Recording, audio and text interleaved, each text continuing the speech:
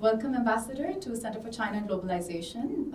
Ambassador of Pakistan, Khalil Hashimi, is with us today. And the CCG Ambassadors Dialogue Series is aimed at developing a deeper understanding of China's relations with the world and also how different countries can participate more actively in their regions and in global governance. So on that tune, we will start this interview. Ambassador Hashimi, you have been the ambassador to China for almost 8 months now.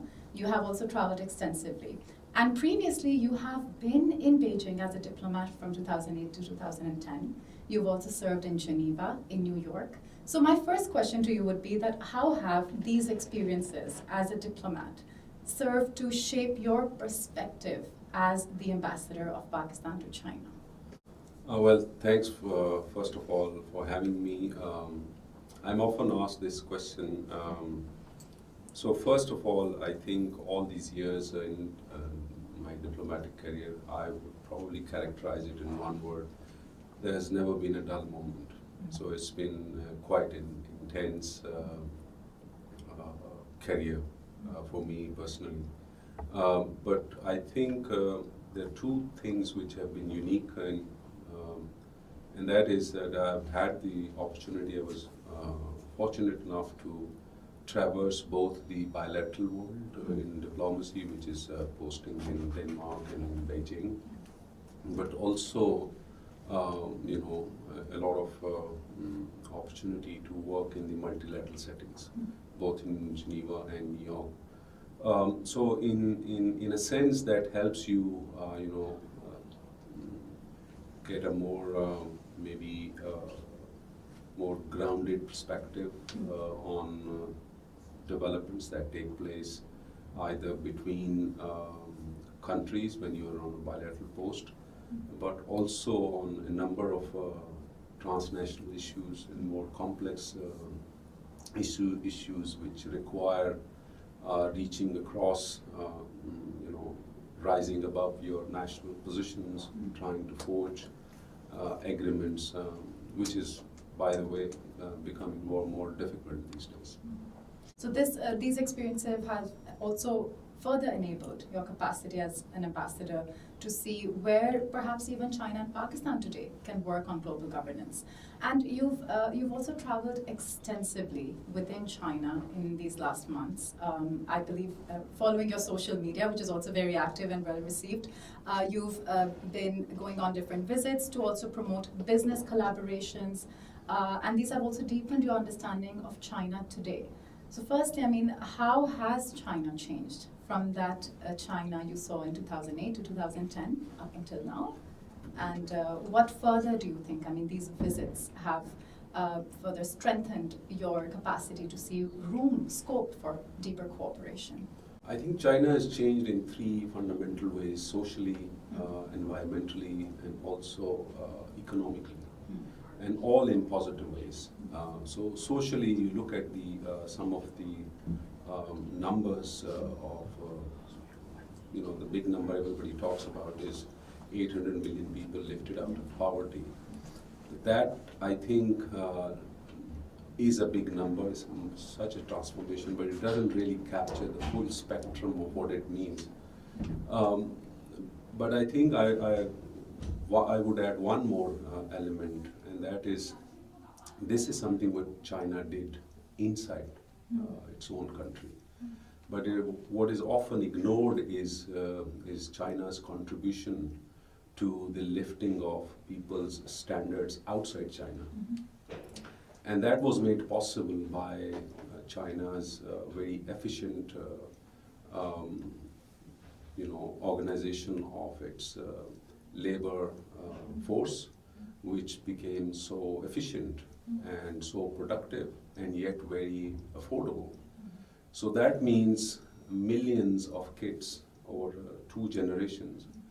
If there was no China, millions of kids would not have enjoyed the toys that they enjoyed. Millions would not have had the opportunity to enjoy instant baby formula. Because these are some of those small things which are often ignored, but that's a very concrete contribution by China by producing products services and goods and making them accessible to millions and billions across the world at very affordable rates. So that's the social and economic dimension. But what I also saw was when I was last here, just another example, there was only one line between Beijing and Tianjin fast train, and this was, I'm talking about 2008. 16 years later, there are nearly 50,000 kilometers of fast train that is available in China, and again at a very affordable price and very quality service. So that's another indicator of the speed at which China has transformed itself. Also on the technology side, I think, and that has had ramifications on the environment and the climate side. So what I saw at the time, 2008, 2010, was massive investments in research and development, and investments in technology, and then now we see China actually having emerged as a technology leader. So we see what is also called as a green globalization, leader of the green globalization, producing new energy vehicles, new materials, and all of these technologies and products which are environmentally very sound, and this is what the world needs. But the best part is that they are now available at scale and also at affordable prices. So all in all, in 3 dimensions, I think China has done exceedingly well. I mean, these are also very important aspects that today we talk about 300 million migrant labor force in China. How the mindset of the Chinese nation, younger generation of the workforce has shifted because the entire country has become more accessible to them. I think this is definitely something that a lot of experts are also studying. And when we talk about China's development, of course, at times an outsider would say, looking at big cities like Beijing, Shenzhen, Shanghai, but it's really a lot of the smaller counties and villages and provinces that are quite that have transformed significantly. And that can be an example. I know that you recently also visited Xinjiang, you visited Tibet. Personally, I also think as a foreigner, when I visit these parts of the country, it is inspiring because you see people's lives have changed very recently at times.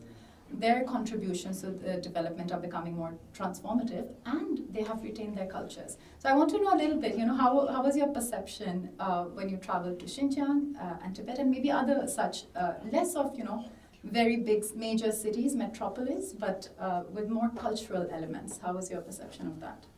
Yeah, you're absolutely right. I think this is again something where China has done wonders. So it's not just the metropolises of China, Shanghai, Beijing, Shenzhen, which have really, done well. They have developed some of the best, transport system, public transport system, energy system, and so on and so forth. But the real development that you also see equally is the small towns, and it is the connectivity and the services that are available. So I gave an interview in Xizang, for example, and it is an impressive feat that an area which is more than 1.6 million square kilometers, and where the population is less than 3.5 million. And to make sure that people have the means to travel, which is the highways, world-class highways, world-class roads. But the best part is that almost all the villages, they have electricity, they have running water, and what I liked most was that all of them have 5G. Wow. So this is just to illustrate, but this is Linqi, where I went. So this is a smaller city in Xizang. But I went also to Kashi, which is probably the second largest city. But this is a city which impressed me the most because of its heritage, its ancient connections, and its vibrant culture. What I saw was a huge transformation in the last 10, 15 years. When I was here last, I couldn't go to Kashi, but I went to Urumqi. So this time I went to Urumqi also. It's a complete transformation of the landscape of the city, but not just the city. And you see the people, the vibrant economy, the cultural scene. So this is the western regions of China, but I went to central region. I went to smaller cities. I have been to Pingdingchang in Henan province. Okay. I've been to Weifang, Shogong in Shandong province. And it's the same story. So you see, that standards of lives of people, ordinary people, have improved. So, no matter where you live, you have now access to world-class, high-quality infrastructure. You have services, and you have, access to quality education, health.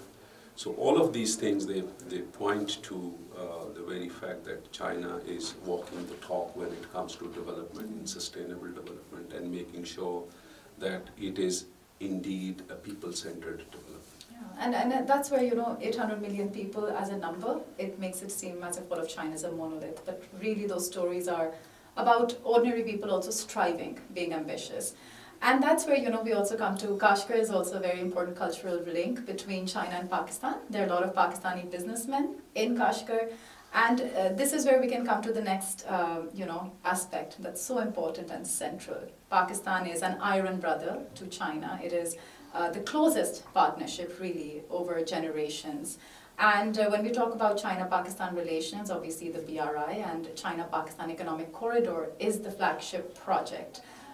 Where do you think CPEC stands today? How has the phase 1 been, and what's the next step? Yes. CPEC is now entered into what we call the second phase. Mm-hmm. So having completed first decade of a successful foundation of economic growth. Mm-hmm.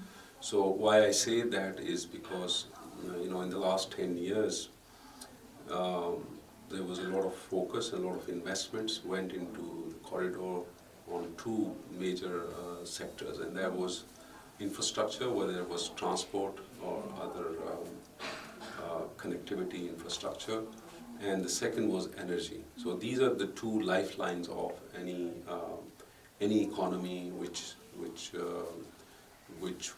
any country would want to grow needs these two lifelines. So having laid that foundation, now we are focused more on industrial cooperation.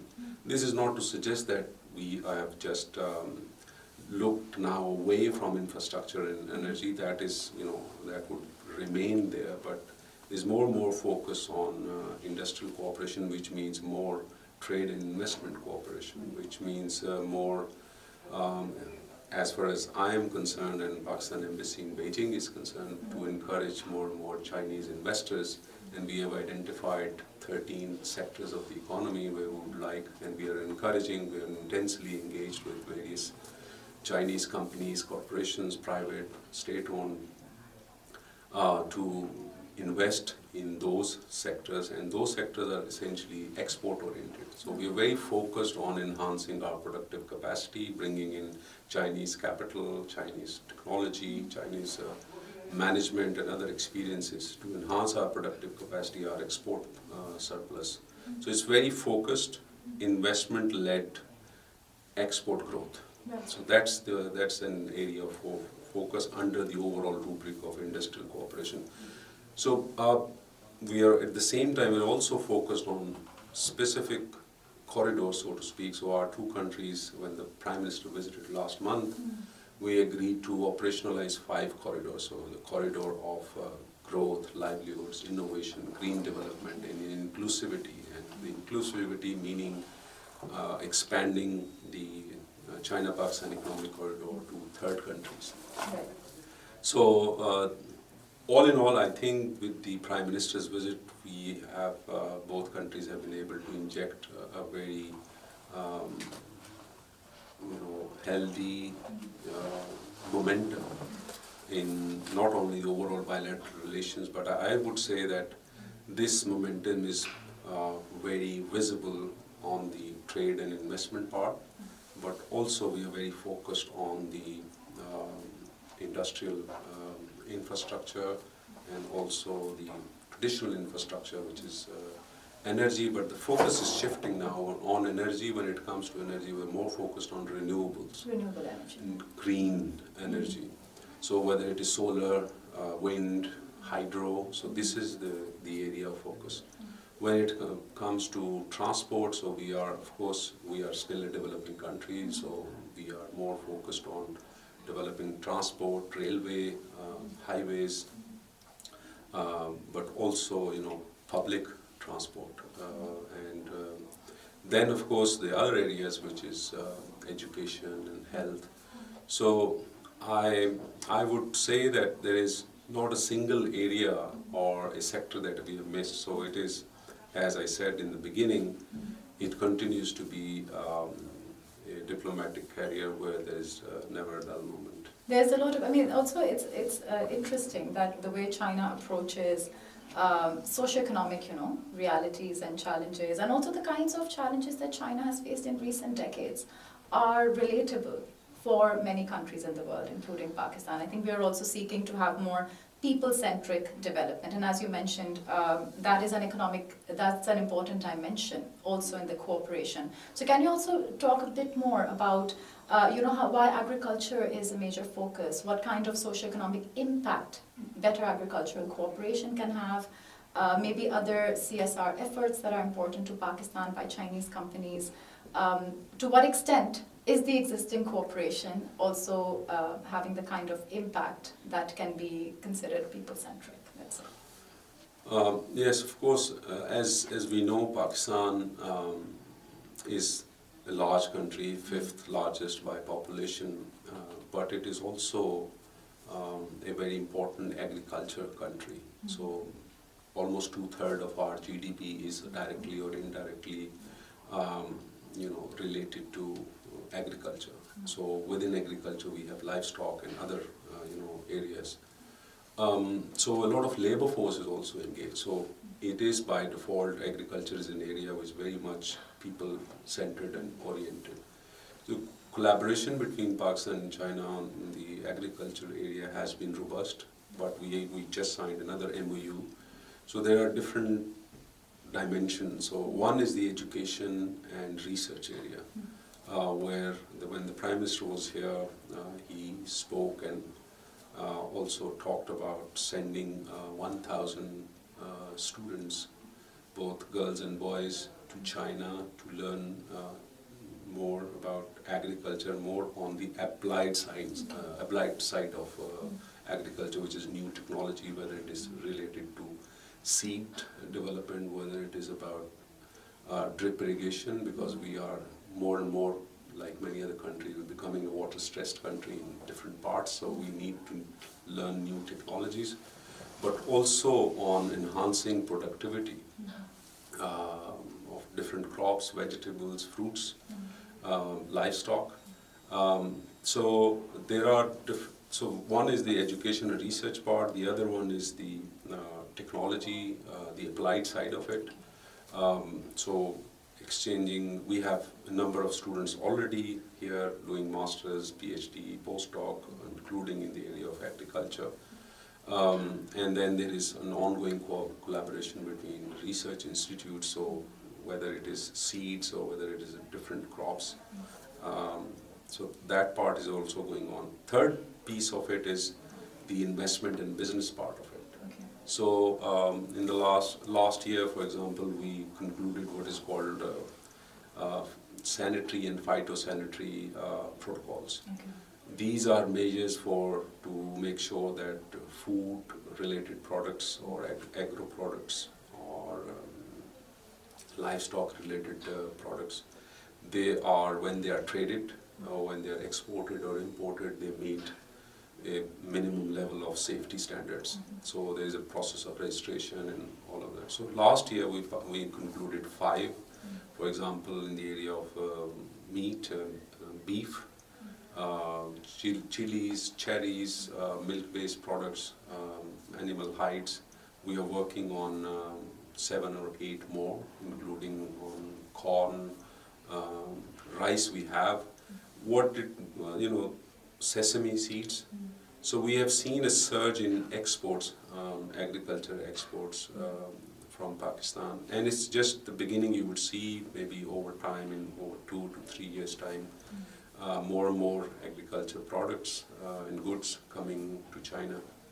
And this is made possible by the free trade agreement that Pakistan and China have. Of course, more than 90% products are zero rated, and this for our products, agriculture, industrial and others, to China, but also it is reciprocal. So all in all, I think agriculture, like in other areas, this is an area where we have a lot of focus right now also. So a lot of agriculture and advanced machinery that China has produced, techniques that China has developed, management practices, the research and knowledge products that China has developed.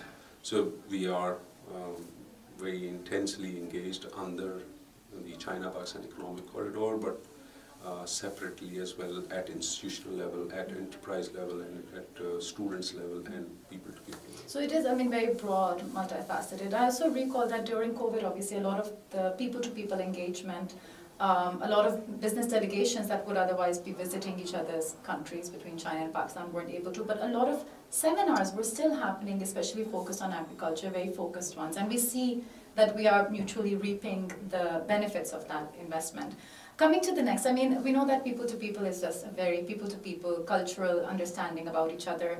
About 30,000 Pakistani students at some point, the highest number, were studying in Chinese universities.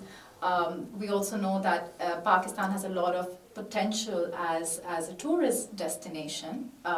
We know that there's more chance for people-to-people interaction engagement. So your thoughts on what is the stage that we are at right now in terms of people-to-people engagement, and what can it contribute to the relationship further, to add further momentum to the efforts so far? I think this is an extremely important work stream and also an important tool, the people-to-people exchanges, to really for the two people. Of course, we have a unique and a very deep-rooted friendship between our governments, between our institutions, and also among our people.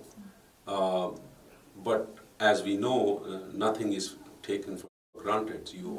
This is something which you and us as the embassy and other parts of the government on both sides, this is an ongoing work. So because every other years, there are students who are coming from primary school to high schools, and then there are new people, new ideas. So it is important. China, as I mentioned earlier, 15, 16 years ago, and now it has made yet another leap of development, which is very remarkable. So there are a lot of people who may not have yet had the opportunity to visit China. So for students, for researchers, for general travelers, especially young people. And we are actually planning to start probably exchanges at school level and college level, because that's the level where a lot of people they develop their memories and curiosity for the world. Yes. So, but also I think a lot of Pakistanis now are traveling within the country. They are going to different parts of the world as well.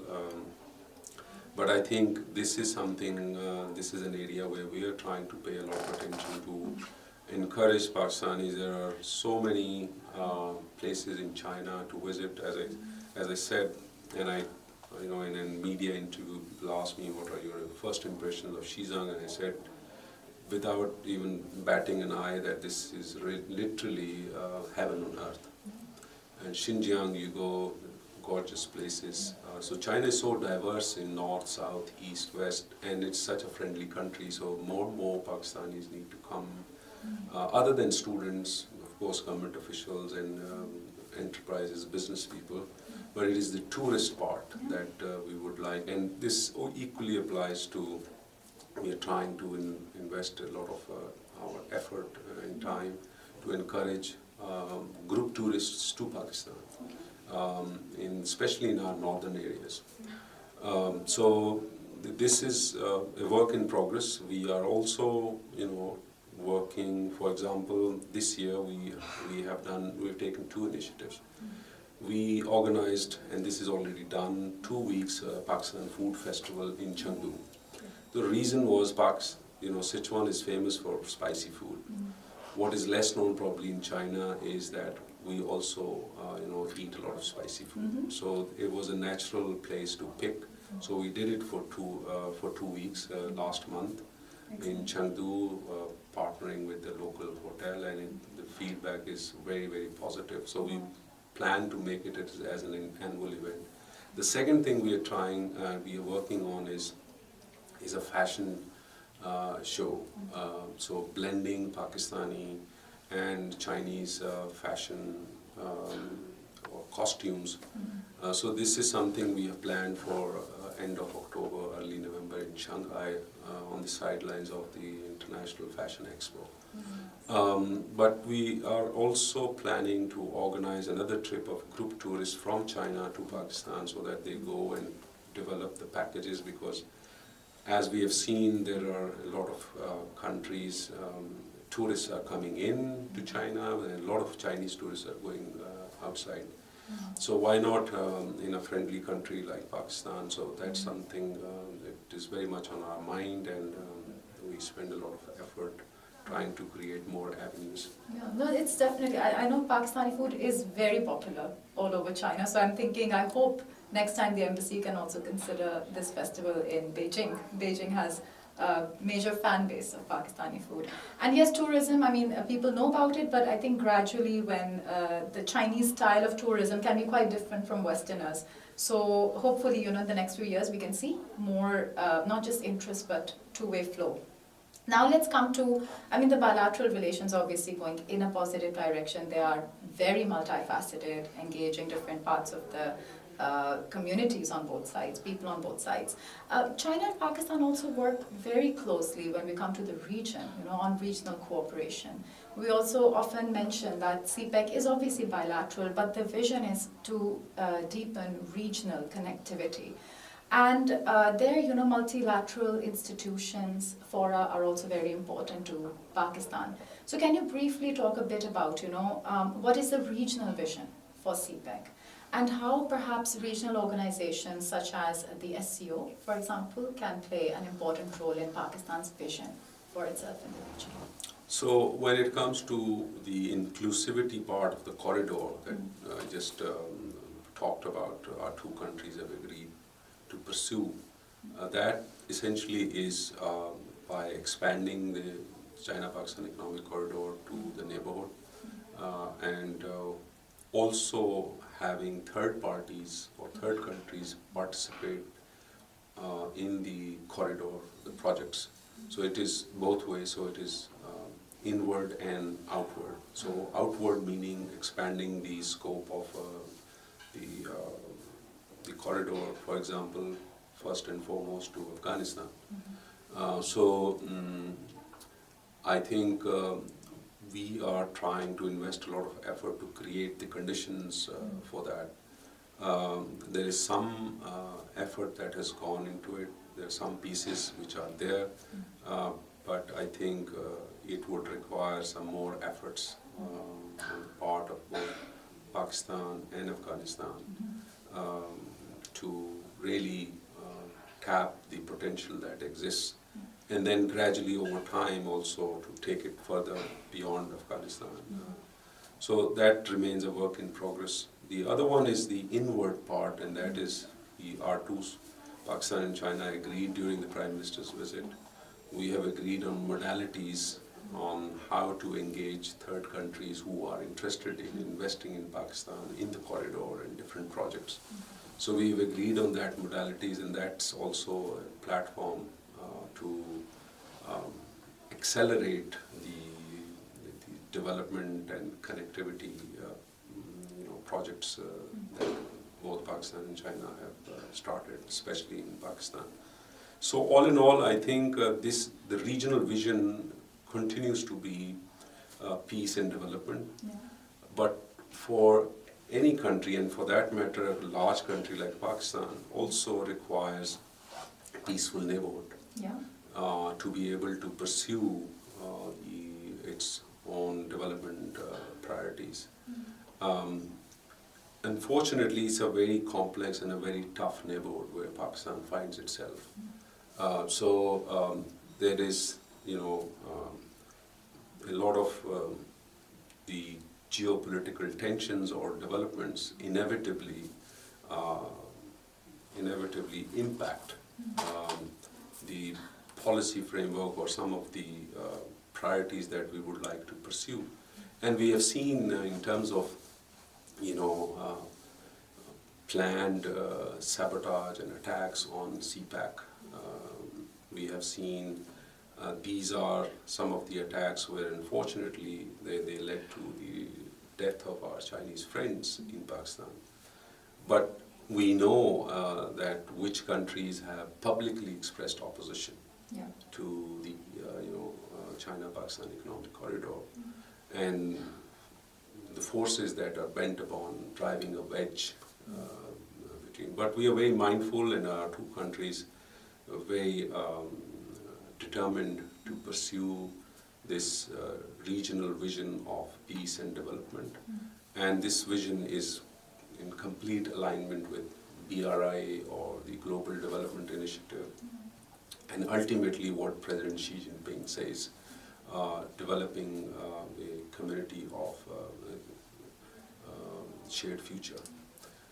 So that is a very broad vision, but it gels, this vision of regional development gels very well with that larger vision of building a community of shared future.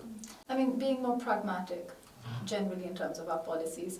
And it's clear, I mean, obviously we know that the ASEAN region flourished because of the existence of the organization. There are multiple examples in different parts of the world, EU, the African Union. So there seems to be a lot of potential, but also challenges.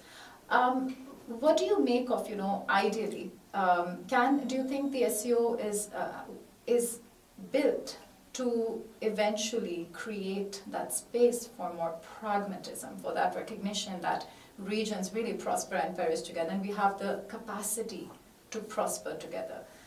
Do you think that, given that this time, with the conclusion of this summit, there is a focus on economic cooperation, investment in each other's countries, is that opening doors to that ideal way forward? Well, in terms of potential, I think there's no doubt, and there are no two opinions. The SCO as an organization has also continued to evolve. So from a security-centric organization in the last, when it was founded back 23 years ago. So there is an increasing focus on connectivity, infrastructure, economic development, investment, trade. So potential does exist, but I think it also, SCO also exists in the larger geopolitical environment where some of the members you would find, being impacted by the pull and push factors and their relations with one, major power or the other. So that sometimes, it becomes a factor as to whether the full potential of the vision and the full potential of the resources and opportunities that exist within the SCO region can be, leveraged, tapped fully or not.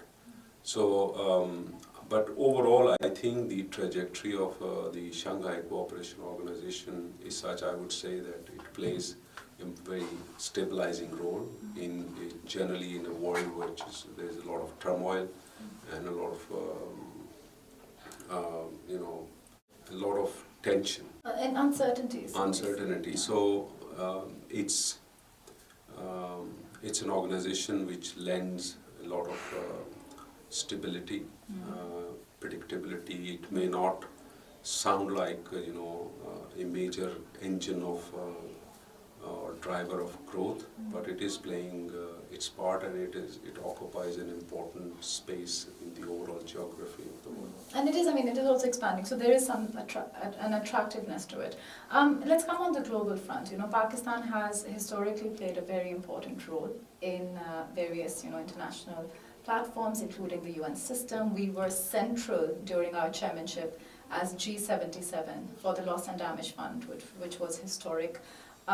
In global governance, we are increasingly talking about the increasing importance of the role of important middle powers, which Pakistan is, and also the global south, which Pakistan can identify with. What is Pakistan's role today? How can we as a country further promote improved global governance? Pakistan, I think, has a solid track record and very strong credentials in the last 75 years when it comes to shaping the constituents of various international institutions, whether it is the discourse or whether it is the policies or whether it is developing various institutions.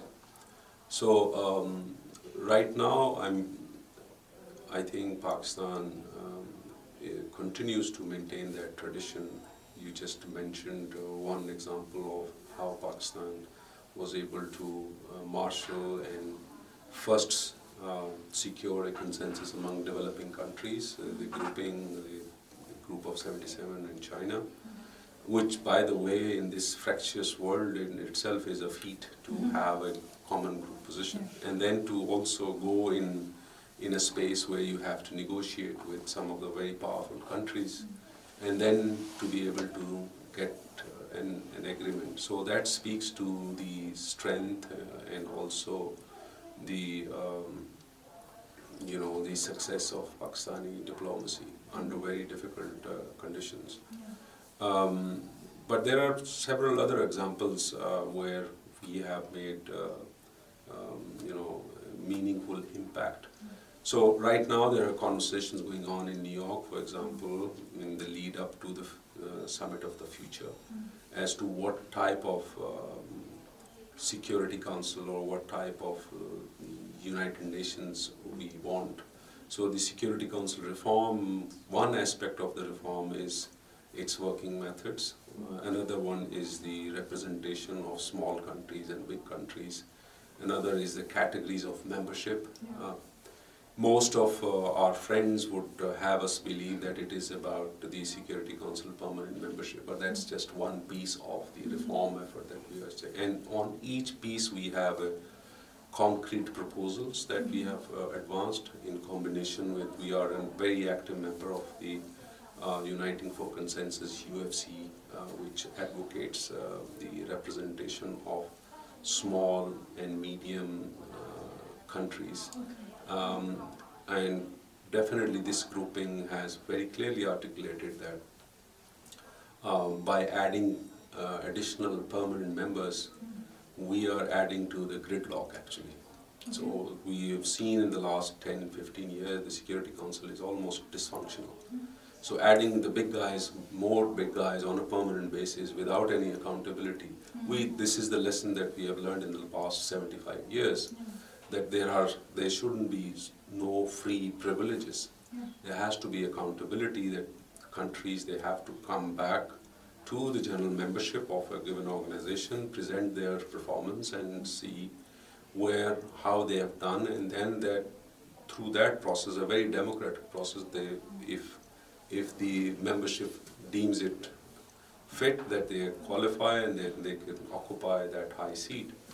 So this is another example, but I wanted to also say that during these discussions there is another piece to it, and that's on the development side.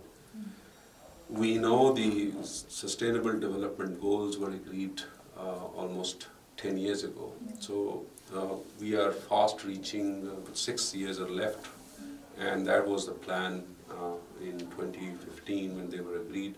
that by 2030 we need to achieve these goals and a vision.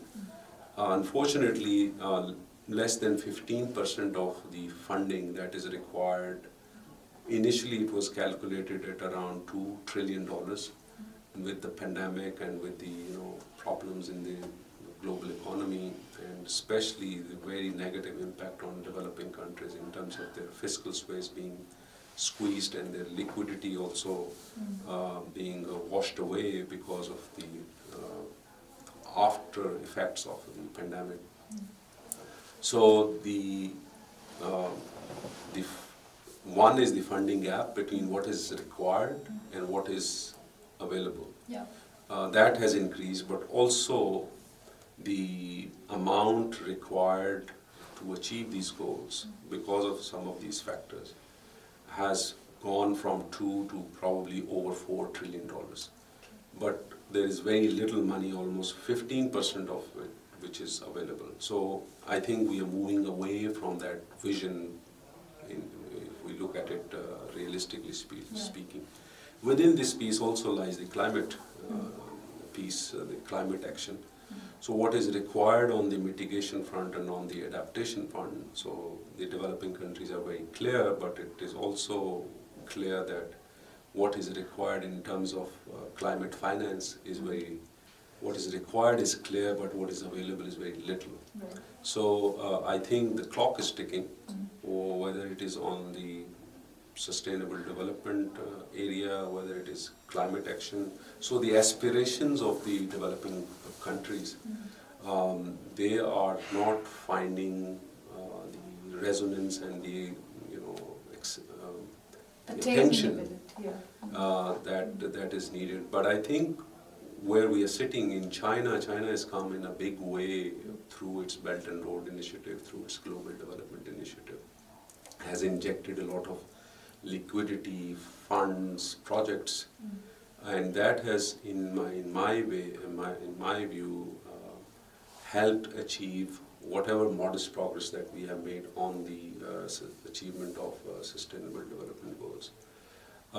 But I think for developing countries, there is another big issue that hasn't yet been addressed in any meaningful way, and that's the very heavy debt burden that they have acquired. And much of it is not because of their own doing, it is because there is circumstances and developments beyond their control. And to give you one example, during the pandemic, when developed countries, for example, the United States or European Union, they unleashed huge fiscal stimulus packages. They could afford it. They did it to the tune of more than $4 trillion together, which created a wave of inflation. And to tame the inflation, interest rates had to be jacked up. All of it had so much implications for developing countries because they ran out of liquidity, their fiscal space got squeezed, and their debt burdens rose. So this is, many developing countries are still going through that shock. And but there is Pakistan again has articulated very clearly and put on the UN agenda, and the United Nations General Assembly is probably the largest international platform, the aspirations and the concerns of the developing countries. And one of the major proposals that we have been making consistently is that time is way past now to reform the international financial architecture, where these decisions on how public finance and how these larger issues of sustainable development, climate change, and poverty alleviation, health, these goals, they can only be achieved if we change the way the structures of the international financial architecture are built. They need to be revisited, but more importantly, not just the structures, but also the policies. I have so many questions based on this. Number one, what barriers exist? I mean, what do you think Pakistan and other countries can do further to increase the level of accountability of commitment on the part of countries that need to give more for us to achieve these goals? I think what is required is the more democratization in these international financial institutions. So, for example, the way currently the IMF and World Bank are structured, they pertain to, you have voting procedure and process, where the developing countries, because of their weaker economic position, their weight doesn't carry the same weight as the others. Yeah. So there is this, it doesn't carry the universal franchise which is available in the United Nations, one country, one vote. Mm-hmm. So this is not the same case in whether it is World Bank or IMF or, for that matter, the regional multilateral development banks. Mm-hmm. But there is another piece to it, and which is when we say international financial institutions, there are commercial banks, there are private banks, and they are huge, and they lend a lot in the last 25 years. When the financing for public projects, the volume and the envelope of these financing has gone down considerably in the past 25 years. So many developing countries have been obliged to seek funding from these commercial banks at a much higher interest rate. And that has added to their cumulative debt burden. So this is another piece to it. So what we are saying is that there has to be some democratic principles and spirit in these institutions, some sort of accountability, some sort of transparency as to how they are earning or how they are pursuing their policy and designing their policies. So, for example, also the impact of the policies some of the policies that IMF pursues in terms of stabilization and in the name of stabilization or in the name of growth. So the policies, the composition, the decision-making processes, all of these in the international financial architecture need to be revisited. I mean, there's another, obviously, these are challenges that this generation has faced. These challenges have worsened really, but we are looking at potential solutions. Like you also mentioned, there is a greater voice of the Global South today. It's a question of how well it can be mobilized. There is initiative, as you also mentioned. And then you have BRI, you have GDI, you have some mechanisms entering in this field to create solutions. What do you think the role of youth, of nurturing a younger generation to be more empathizing, to be more creative with solutions is? For example, we at CCG also have the Global Young Leaders Dialogue. We also received a letter from Prime Minister Shehbaz Sharif to encourage the youth, global youth. How do you see the role and how can it be facilitated of young people to make sure we address these issues in the next years? I think youth is quite vital to the discourse that we have nationally, regionally or internationally, and across the range of issues, whether it is about development, which means livelihoods, jobs, wages, whether it is on the security front. So how do we deal with these security issues? One of them is, for example, terrorism or counterterrorism, drugs. Many of these issues are transnational in nature, so it's not necessarily confined in a geographic space. Then how do we look at some of the technology related issues? There are more and more, while there are benefits such as in transport, in media, in economy, there's a lot of ease with which you can go about your life on a daily basis thanks to technology. But there is a downside to it, which is we are seeing privacy, data related issues being thrown up. We see AI coming and issues of impersonation or, if your data is lost, if somebody takes, so there's so much of your footprint available digital footprint that is available, but how do you make sure that it remains in responsible hands? So all of these issues, the youth is central to, or young people are central to these discourse, because at the end of the day, the next 25 or the next generation, it is these people who are going to not only shape but also be, if they don't shape it well, they are going to be the net recipients of the negative effects if they shape it well. So, but I think, as they say, they will have to exert themselves into these debates and discourse. A lot of institutions are providing that opportunity, and platforms like the CCG itself, there are many others also. So I think by articulating, by amplifying their voices, their concerns, but also their aspirations, that's one, but also developing some of those solutions. So it's the narrative part, but also the solution part, but also the empowerment part, which is the youth they need to get their act together and go into and aspire for public positions where decision making is done in leadership positions, whether in the corporate, public sector or private sector.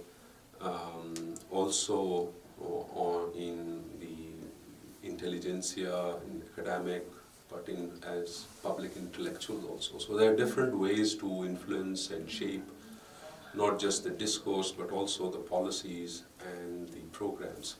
So youth is absolutely essential, and I think it is even more crucial for a country like Pakistan, where 60% of its 240 million people are less than 30 years old. One of the youngest, very dynamic country in that sense. Ambassador, we have discussed your travels, the bilateral relations, their importance, and Pakistan's increasing role in the region and the world. It's hard to conclude this interview. There's so much more that we would like to ask you.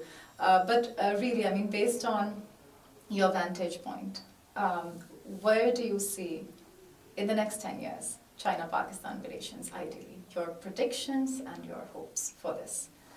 Very important. On a lighter note, I see a number of my colleagues working with me as, there will be intense competition to become an ambassador to China. Oh, that's a good thing. But I see a very, very positive trajectory of Pakistan-China relations. And why I say that is because we have a very solid foundation for that, politically, diplomatically, economically, strategically. So we have that foundation. So in 10 years, I would like to see, our trade volume crossing $100 billion.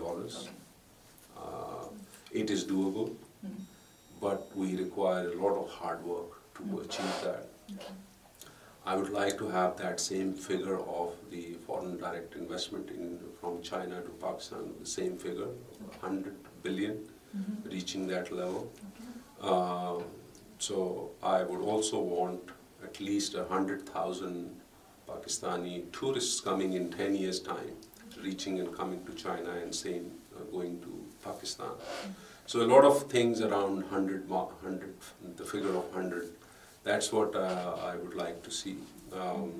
So I think we have a lot of young leaders coming up in Pakistan also, and also equally in China. And it would be my endeavor also to plant the seeds where the youth, both in China and Pakistan, they are able to, or create the opportunities and the enabling conditions whereby then they use some of the platforms to even solidify and deepen our very unique and special relationship and friendship between Pakistan and China. And hope they have the same passion and ambition for a better world that you have. With that, I hope that we continue our engagement. Pakistan is a very important partner for CCG as well, and we hope that we can play our role in further deepening the importance of young people's representation, but also North-South dialogue and on global governance with you Would and be a Pakistan. pleasure. Thank you so much. Thank you. Thank you for the opportunity. Thank you.